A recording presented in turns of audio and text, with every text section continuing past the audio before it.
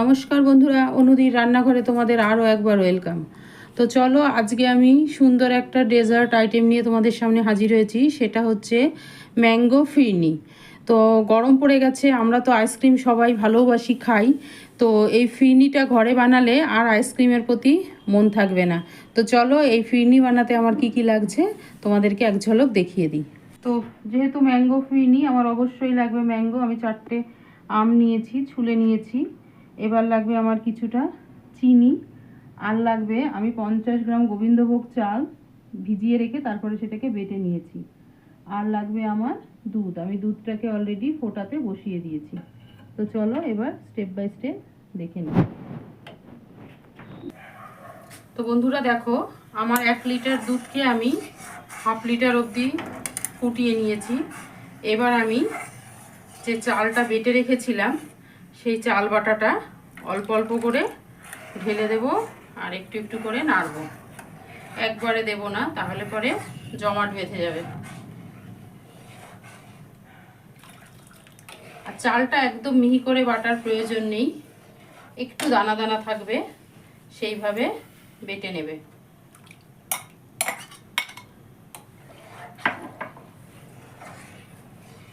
চালটা আমার একটু জাস্ট একটু সিদ্ধ হলে তারপরে আমি দেবো এর মধ্যে চিনিটা। এটা একটু ফুটিয়ে নিই। তো দেখো, চালটা দেওয়ার পরে দুধটা অলরেডি অনেকটা আরও ঘন হয়ে গেছে। এবার আমি দিচ্ছি হাফ কাপ মতো চিনি। মিষ্টিটা যে যার পছন্দ মতো দেবে, আমি একটু কম মিষ্টি ব্যবহার করি।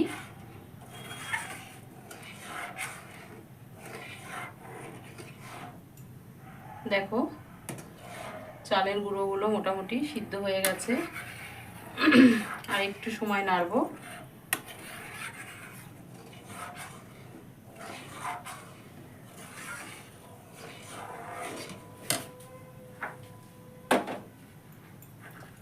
এবার আমি এটার মধ্যে কিছু কাজু আর কিশমিশ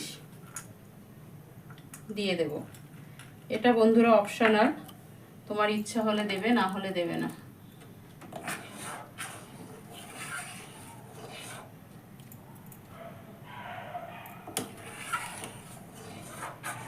আর ফিরনিটা বানাতে চেষ্টা করবে ভালো গোবিন্দভোগ চালটা নিতে, তাহলে গন্ধটা খুব সুন্দর আসে।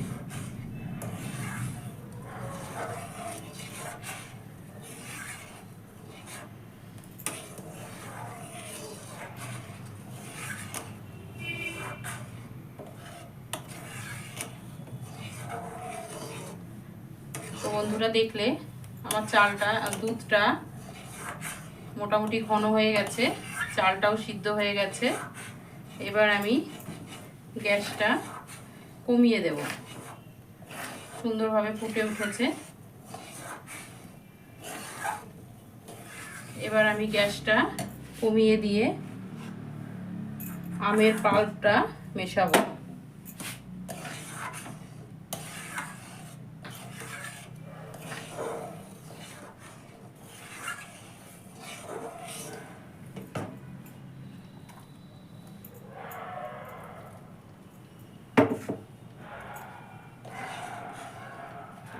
তো দেখো বন্ধুরা, এবার আমি আমের পাল্পটা মিশিয়ে দিচ্ছি।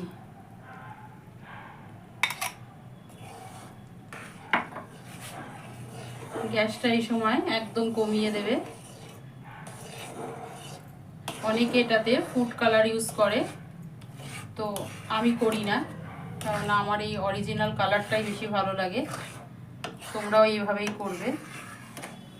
ফুড কালারটা দিলে হয়তো দেখতে একটু ভালো হয়, কিন্তু সেটা স্বাস্থ্যের পক্ষেও ক্ষতিকর।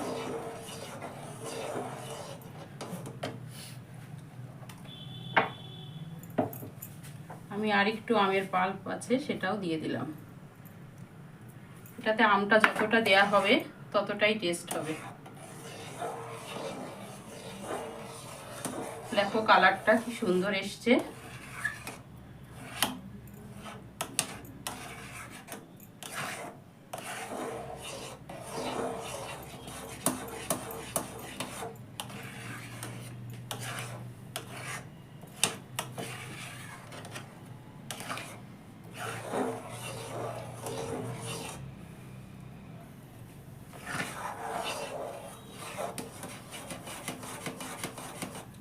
কন্টিনিউয়াসলি নাড়তে হবে, নাহলে নিচে ধরে যাওয়ার একটা সম্ভাবনা থেকে যায়।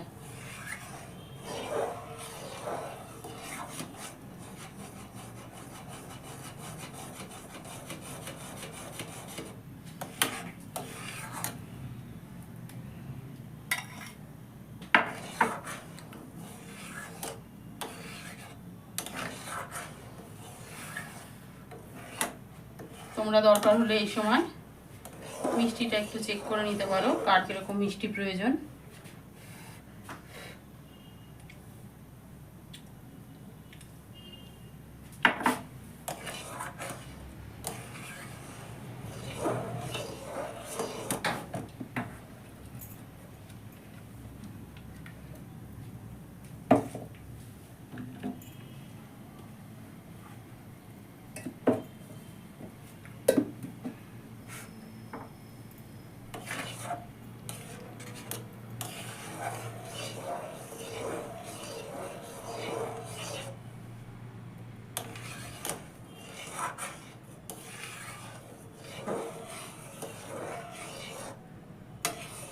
তো বন্ধুরা, দেখলে আমার ফিরনি একদম রেডি। এবার আমি ঢেলে পরিবেশন করব।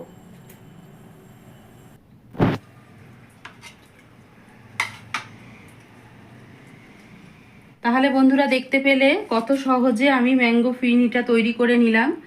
খুব অল্প সময়ের মধ্যে খুব সুস্বাদু এই খাবারটা, গরমকালে খুব ভালো লাগে। এটা ঠান্ডা করে ফ্রিজে রেখে তারপরে পরিবেশন করবে, খুব সুন্দর লাগবে। আইসক্রিম খাওয়ার কথা ভুলেই যাবে। তো তোমরা আমার এই রেসিপিটা প্রথম থেকে শেষ অবধি দেখার জন্য তোমাদের ধন্যবাদ। এবং নতুন বন্ধুরা অবশ্যই আমার চ্যানেলটাকে সাবস্ক্রাইব করে দিও। পুরনো বন্ধুরা আমার সাথে আছো এবং থাকবে আমি জানি। বন্ধু বান্ধবের মধ্যে প্রচুর শেয়ার করো, কমেন্টস করে আমাকে জানিও কেমন লাগলো। তো আজকে চলি, আরেকদিন আরও একটা ইউনিক রেসিপি নিয়ে তোমাদের সামনে হাজির হব। চলো, টাটা।